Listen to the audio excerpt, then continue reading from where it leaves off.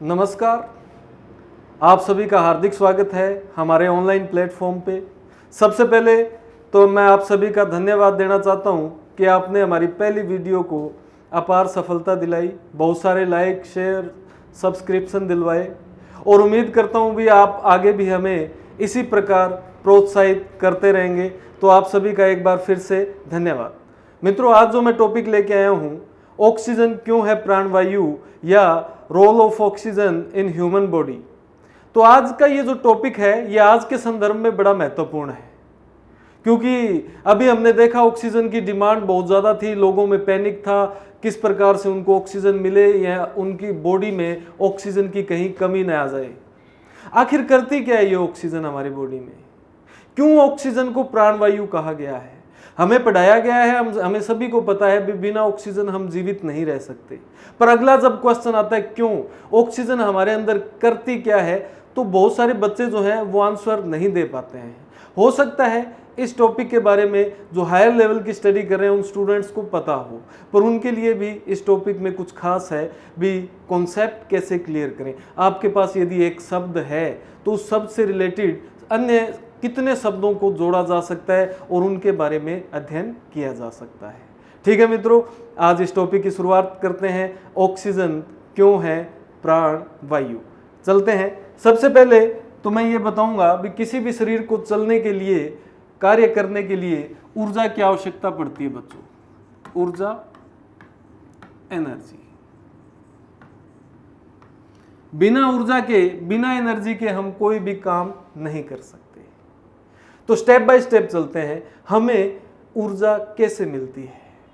तो जब भी मैं ये क्वेश्चन पूछता हूं बच्चों से तो उनका एक फास्ट रिप्लाई आता है, सर भोजन से। और बात भी सही है, भोजन एक एनर्जी का सोर्स है, ऊर्जा का स्रोत है। तो चलो लिख लेते हैं यहाँ पे, हमें ऊर्जा भोजन से मिलती है। एक स्टेप हो गया हमारा फूड। स्टेप बाय स्टेप एक एक चीज को क्लियर करते हुए चलेंगे। अरे भाई, हमें फूड किससे मिलता है, फूड के लिए हम किस पर डिपेंडेंट हैं, तो इसकी चर्चा करें। तो बच्चों, फूड के लिए हम पादपों पर निर्भर करते हैं, प्लांट्स। अब ऐसा क्या है, अभी प्लांट्स अपना भोजन खुद बना लेते हैं और हम भोजन के लिए पादपों पर निर्भर करते हैं, क्योंकि प्लांट्स के अंदर एक बड़ी शानदार चीज पाई जाती है जो दुनिया की सबसे महत्वपूर्ण है, सबसे इंपॉर्टेंट है, या मैं कहूँ भगवान ने उसे भेजा है भी आपको सृष्टि चलानी है। तो वो कौन सी चीज है भाई, सबसे महत्वपूर्ण, आज तक की सबसे महत्वपूर्ण चीज कौन सी है, वो है क्लोरोफिल। क्लोरोफिल, ये क्लोरोफिल ये एक हरे रंग का वर्णक है बच्चों, हरे रंग का वर्णक है। और इसकी खासियत क्या है, ग्रीन कलर पिगमेंट है भी।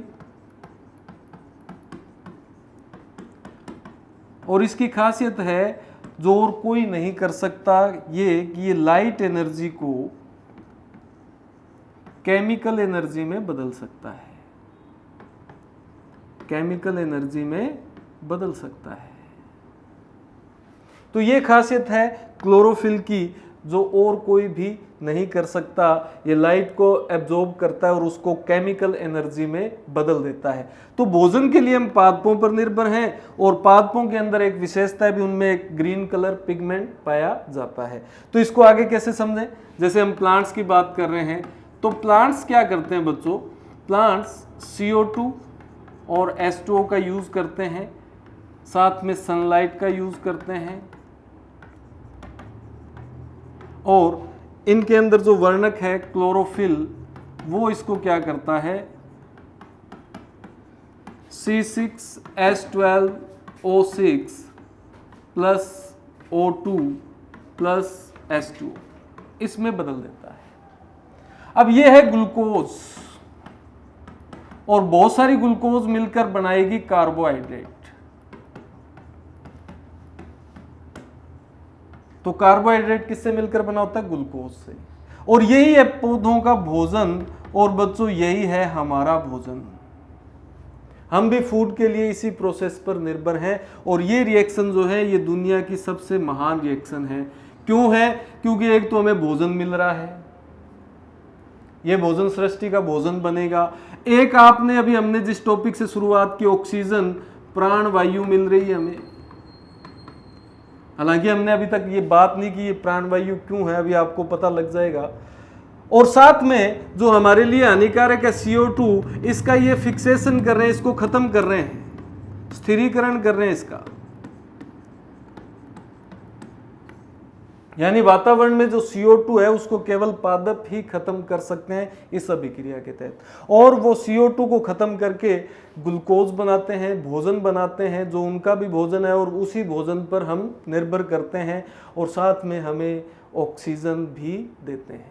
तो कितने फायदे हैं। अब भोजन मिल गया, साथ में प्राण वायु मिल गई, और हमारे लिए हानिकारक CO2 भी खत्म कर दी। और ये प्रक्रिया बच्चों कहलाती है, ये प्रोसेस जो कहलाता है वो कहलाता है प्रकाश संश्लेषण। प्रकाश संश्लेषण या फोटोसिंथेसिस।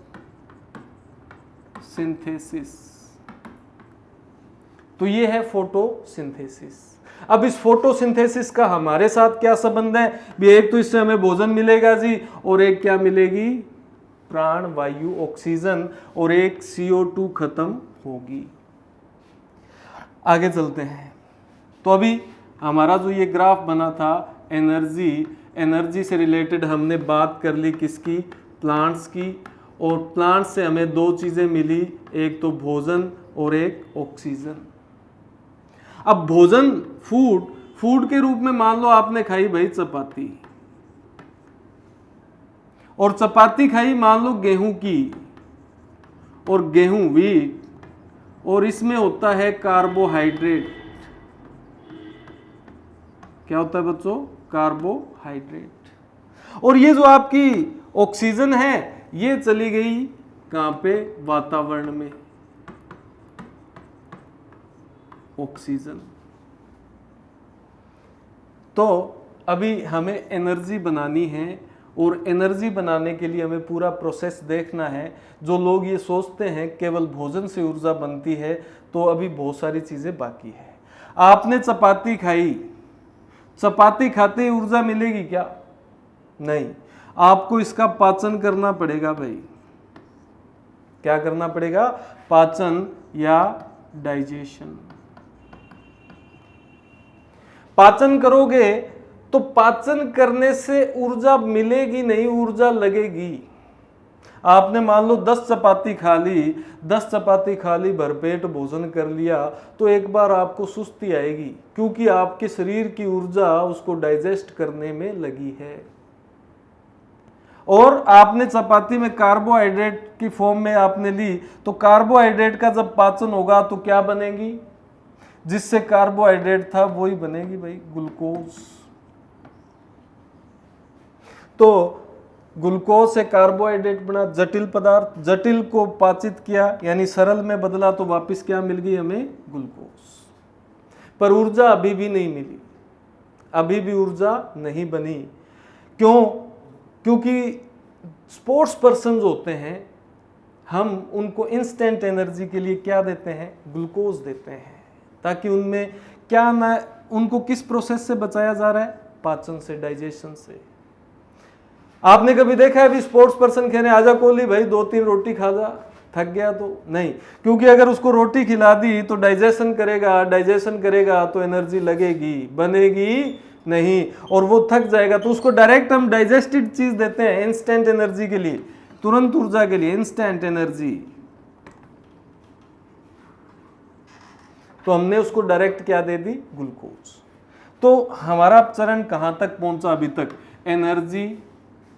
एनर्जी के लिए आपने फूड लिया, भोजन से आपको पाचित किया तो आपको क्या मिल गई? ग्लूकोज। अभी भी ऊर्जा नहीं बनी, अब क्या करेंगे? अब इस ग्लूकोज को मिक्स कर देंगे किसमें? रक्त में। रक्त में जब ये मिक्स हो जाएगी, ब्लड के अंदर जब ये मिक्स हो जाएगी ग्लूकोज, तो ब्लड इसको लेकर जाएगा अभी भी ऊर्जा लग रही है ट्रांसपोर्टेशन में। ब्लड इसको लेकर जाएगा मित्रों हमारी शरीर की प्रत्येक कोशिका तक।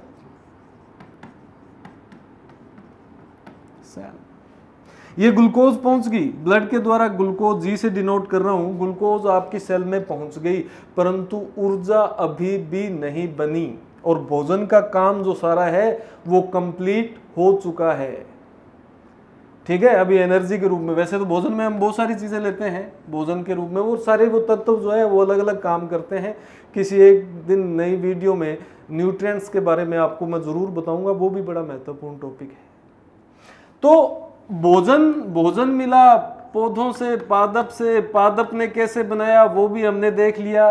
पादप ने ऑक्सीजन बनाई, ऑक्सीजन वातावरण में चली गई। तो अभी भोजन का जो काम है वो पूरा हो गया और हमने ऊर्जा बनाने का, एनर्जी बनाने का बच्चों आधा काम जो है वो कर लिया है। हाफ काम हमारा प्रोसेस पूरा हो गया। अब देखते हैं, अब चलते हैं वातावरण की वायु पर। एनवायरमेंटल एयर, वातावरण वायु।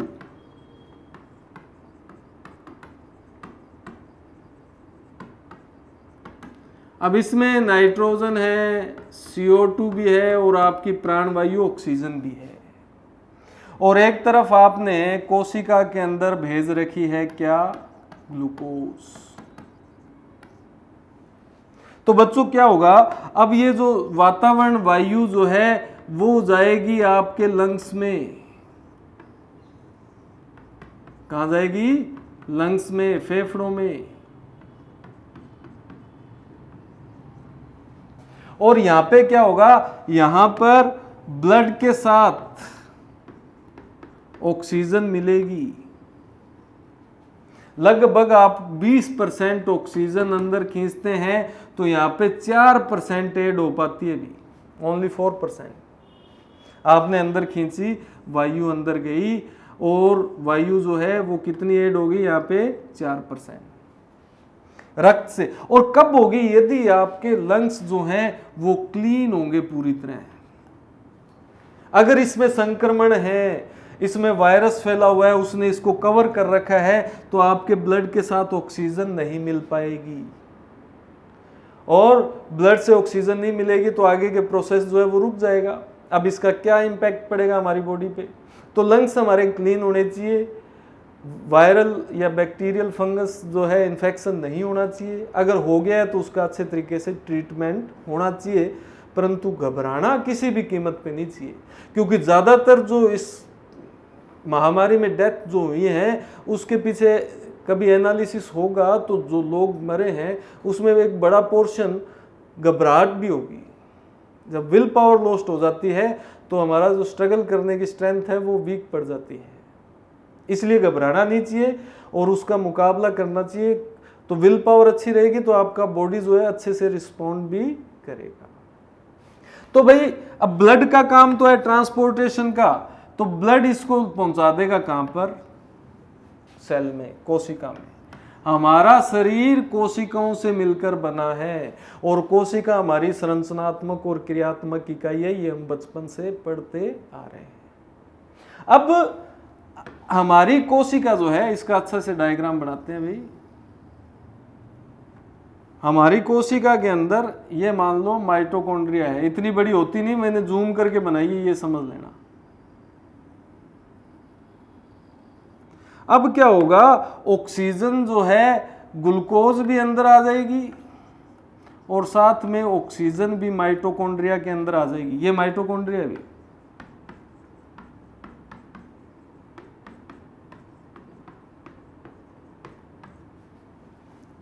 ऑक्सीजन और ग्लूकोज दोनों माइटोकॉन्ड्रिया में चले गए। अब ये ग्लूकोज को ऑक्सीकृत करेगी, इसका ऑक्सीकरण करेगी। ऑक्सीजन जो है ग्लूकोज का ऑक्सीकरण करेगी, तो इससे बच्चों मिलेगी हमें क्या, ऊर्जा। साथ में कुछ वेस्ट प्रोडक्ट भी बनेंगे, CO2 और H2। तो अब आपको शायद पता लग गया होगा भी ऊर्जा बनानी है तो आपको ऑक्सीजन भी चाहिए। भोजन के बिना तो आप कुछ समय जीवित रह सकते हैं क्योंकि ये स्टोर रहता है हमारे शरीर में, पर ऑक्सीजन जो है वो निरंतर चाहिए। आप इसके बिना थोड़े समय बाद ही मर सकते हैं। अगर आपकी कोशिकाओं में ऑक्सीजन नहीं पहुंची तो ऊर्जा नहीं बनेगी, ऊर्जा नहीं बनेगी तो आपकी कोशिका जो है वो काम नहीं करेगी, मर जाएगी, और अगर कोशिकाएं मरने लगी तो व्यक्ति की भी मृत्यु हो जाएगी। इसीलिए हमारी कोशिकाओं को निरंतर ऑक्सीजन चाहिए। ये इतनी ही इम्पोर्टेंट है जितना भोजन है। और भोजन मैं आपको बता रहा हूँ भी, ये स्टोर रहता है अलग अलग जगह पे, हमारे बॉडी में स्टोर है, और हम खाने पीने में भी अच्छे हैं, अच्छा खाते हैं, फैट भी स्टोर कर लेते हैं, तो वो काम आ जाती है इमरजेंसी कंडीशंस में। परंतु ऑक्सीजन कंटिन्यूसली चाहिए बॉडी को, अदरवाइज एनर्जी नहीं बनेगी। अब ये तो थी बेसिक बातें। अब चलते हैं थोड़ा सा इसको एक्सप्लोर कैसे करें, हमारे पास क्या क्या शब्द आए हैं। ऊर्जा बनती है हमारे शरीर में एटीपी के रूप में। एटीपी की फुल फॉर्म क्या है? Adenosine triphosphate. Adenosine triphosphate. अभी हमारे पास आया, अभी लंग्स के अंदर ऑक्सीजन मिली, किससे? ब्लड से। यानी हमने यहां पे सीधा लिख दिया रक्त प्लस O2। अब रक्त में ऐसा क्या है भाई जो ऑक्सीजन को ऐड कर ले? रक्त जो है इसके अंदर बच्चों पाई जाती है आरबीसी, आपने सुना होगा, और आरबीसी में पाया जाता है हीमोग्लोबिन। आरबीसी में क्या पाया जाता है? हीमोग्लोबिन। ये एक वर्णक है, पिगमेंट है। और हीमोग्लोबिन जो है इसमें ऐसा क्या है जो ये ऑक्सीजन जोड़ लेता है? पता सभी को है। जिस व्यक्ति में हीमोग्लोबिन की कमी होती है डॉक्टर उसको आयरन की गोलियां देता है। तो आयरन ज्यादा जाएगा तो हीमोग्लोबिन बनेगा, हीमोग्लोबिन बनेगा तो वो ऑक्सीजन को ज्यादा जोड़ेगा अपने साथ, आयरन। और ये आयरन भी होता है किस रूप में? फेरस के रूप में। इसके पास क्षमता है ऑक्सीजन से बंध बनाने की। यदि आपके अंदर आयरन अच्छा है तो आपके अंदर हीमोग्लोबिन भी अच्छा होगा, हीमोग्लोबिन अच्छा है तो आरबीसी अच्छी होगी, आरबीसी और अच्छा है तो ऑक्सीजन की सप्लाई भी पूरी मेंटेन रहेगी। तो सबसे प्रायोरिटी है आपके अंदर हीमोग्लोबिन प्रॉपर अमाउंट में होना चाहिए। तो यहां भी हम बात कर सकते हैं। तो हमारे पास दो चीजें आई हैं, एक तो रक्त कितना होना चाहिए, भी ब्लड कितना होना चाहिए मनुष्य में। जब ये क्वेश्चन पूछते हैं तो सारे 12 से 16 ग्राम। अरे भाई वो ब्लड नहीं है, वो हीमोग्लोबिन की मात्रा है। ब्लड की मात्रा कितनी हो जी स्वस्थ मनुष्य में? ब्लड जो है 5.5 से 6.5 लीटर होना चाहिए। और हीमोग्लोबिन कितना होना चाहिए? हीमोग्लोबिन यहां पे सभी को पता है 12 से 16 ग्राम होना चाहिए, पर इसके आगे की यूनिट जो है वो गड़बड़ा जाती है। कितने में? टोटल रक्त में, पर यूनिट में, 100 ml में, 500 ml में, कितने में? तो ज्यादातर जब आप डॉक्टर के पास रिपोर्ट करवाने जाते हो तो यहां पे लिखा होता है DL, और DL का मतलब होता है बच्चों डेसीलीटर। डेसीलीटर। और एक DL जो होता है वो बराबर होता है 100 ml के। तो ये 12 से 16 ग्राम हीमोग्लोबिन जो है, या तो 1 DL लिख दो या 100 ml लिख दो। इतना हीमोग्लोबिन अगर आपके अंदर है तो आपकी ऑक्सीजन सप्लाई बाधित नहीं होगी, और अगर आपके फेफड़े क्लीन हैं तो आपको कोई भी डरने की आवश्यकता नहीं है। क्लीन नहीं भी है तो विल पावर लॉस्ट न करें। वायरल इन्फेक्शन होता है तो उसको हमारे अंदर एंटीबॉडीज बनती हैं, वो उसको नष्ट कर देती हैं, साफ कर देती हैं। तो ये बात होगी ब्लड की। ब्लड के बारे में हमने जाना, भी रक्त है इतना होना चाहिए, रक्त में हीमोग्लोबिन इतना होना चाहिए। हीमोग्लोबिन में आयरन होता है भाई, और किस रूप में? फेरस के रूप में होता है, जो ऑक्सीजन से बंध बनाने की क्षमता रखता है। तो ये बातें होगी। अब देखो बच्चों को सबको पता है भी कोशिका के अंदर जो माइटोकॉन्ड्रिया है वो ऊर्जा घर है, पावर हाउस इसको बोलते हैं ना। अब पावर हाउस इसलिए क्योंकि इसमें एटीपी बनती है बच्चों, और एटीपी किसकी क्रिया से? ग्लूकोज और ऑक्सीजन की क्रिया से बनती है। तो ये तो सबको पता है पावर हाउस है।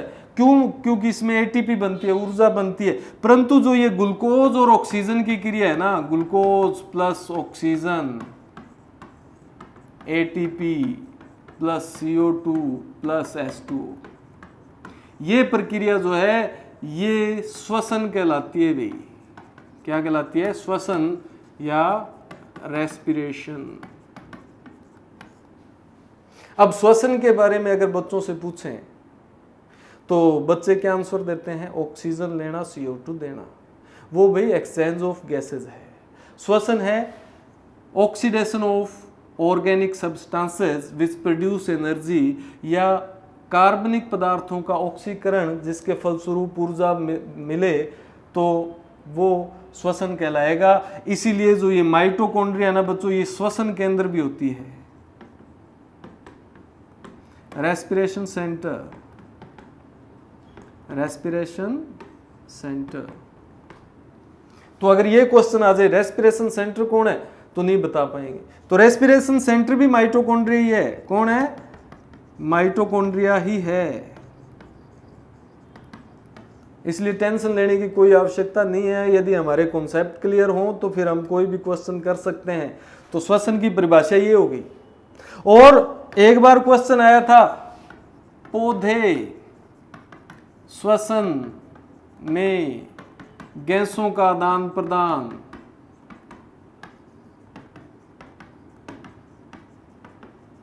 करते हैं।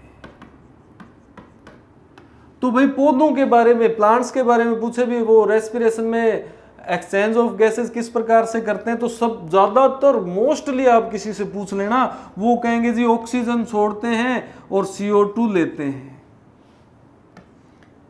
CO2 इनहेल करते हैं, ऑक्सीजन एक्सहेल करते हैं, जो कि गलत है, रॉन्ग है, ध्यान रखना हमेशा।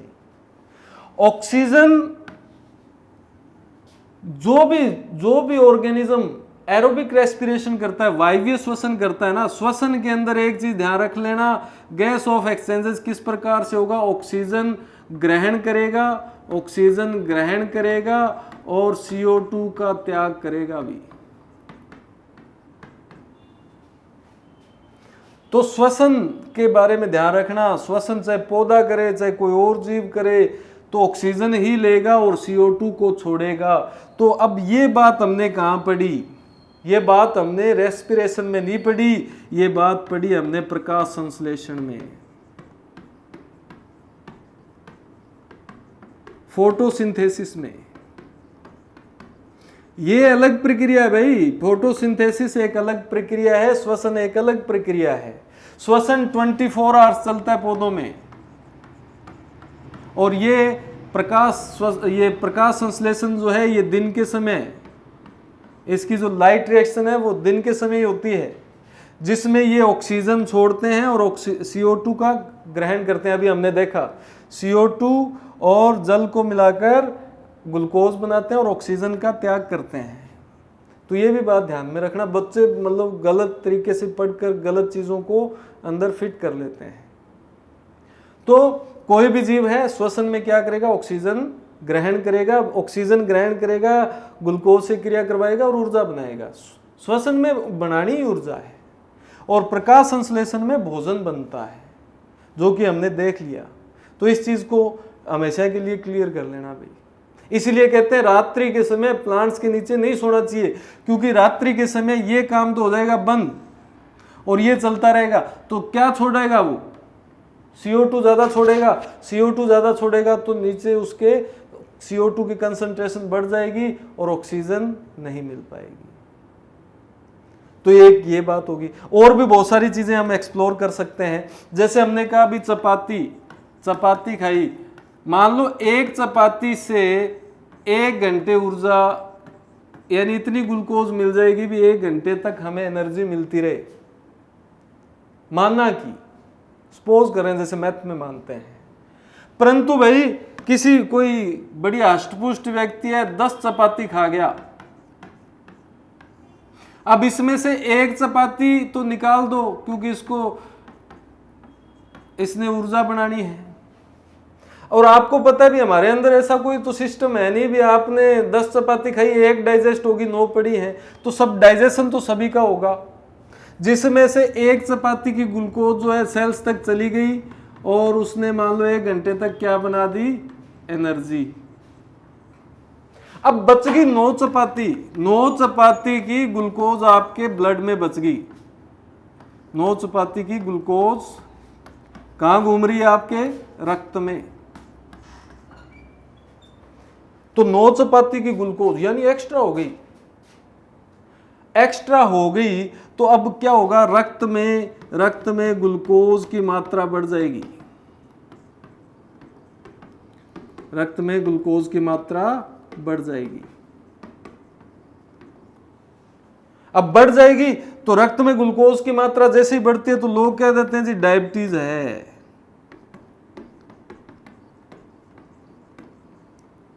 डायबिटीज है, मधुमेह है। पर ना भाई, सभी 10 चपातियों को खाने वाले व्यक्ति को तो मधुमेह नहीं हो सकता। यानी कोई ना कोई चीज हमारी बॉडी में ऐसी भी है जो इस मधुमेह से हमें बचाती है। यानी इस व्यक्ति ने 9 चपातियों की ग्लूकोज रक्त में मिला दी, परंतु फिर भी ये डायबिटिक नहीं है। क्यों? क्योंकि इसके अंदर एक हार्मोन है जिसका नाम है इंसुलिन। ये क्या करता है, अतिरिक्त ग्लूकोज को ग्लाइकोजन में बदलता है भी।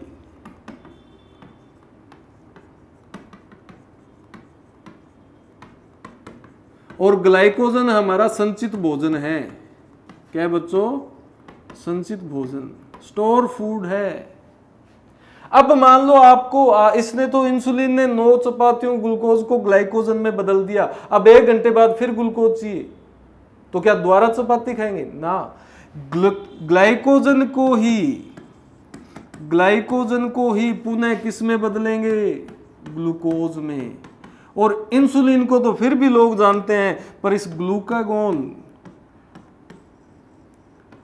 ग्लूकागोन हार्मोन को कोई नहीं जानता भाई। ये हार्मोन जो है ये आवश्यकता अनुसार ग्लाइकोजन को पुनः ग्लूकोज में बदलता रहता है। और ये दोनों हार्मोन बच्चों, ये दोनों हार्मोन जो है हमारी अग्नाशय ग्रंथि स्रावित करती है। पैंक्रियास ग्लैंड ये सिक्रीट करती है। तो ये भी हमारा क्वेश्चन हो गया। यानी हम ऊर्जा से लेकर चले थे, या हम ये कह दें एक ऑक्सीजन को पकड़ के चले थे, परंतु हमने किसकी बात कर ली, प्लांट्स की भी, हमने भोजन की, डाइजेशन की, सेल की, माइटोकॉन्ड्रिया की, ब्लड्स के नंबर्स, हीमोग्लोबिन की, इवन हमने एक डिजीज भी कर ली, डायबिटीज। तो अब इसमें और भी ज्यादा एक्सप्लोर कर सकते हैं। डायबिटीज एक्चुअल में है क्या, जिसमें भूखे पेट 80 से 110 नॉर्मल होनी चाहिए, उससे अगर ज्यादा ग्लूकोज आपके ब्लड में है, मतलब इंसुलिन कम है, तो फिर वो डायबिटिक है। परंतु उसको भी कंट्रोल कर सकते हो आप वॉकिंग करके या एक साथ 9 चपातियां न खाकर। तो ग्लूकोज एकदम से बढ़ेगी नहीं, आपकी डायबिटीज भी नियंत्रण में रहेगी। तो ये थी मित्रों आज की क्लास। उम्मीद करता हूं पसंद आई होगी और आपको कुछ जानकारी भी मिली होगी। और उसी प्रकार पिछली वीडियो की तरह ही हमारा प्रोत्साहन बढ़ाते रहिए। आप सभी का धन्यवाद। अगली क्लास में नए टॉपिक के साथ मिलेंगे। तब तक के लिए नमस्कार।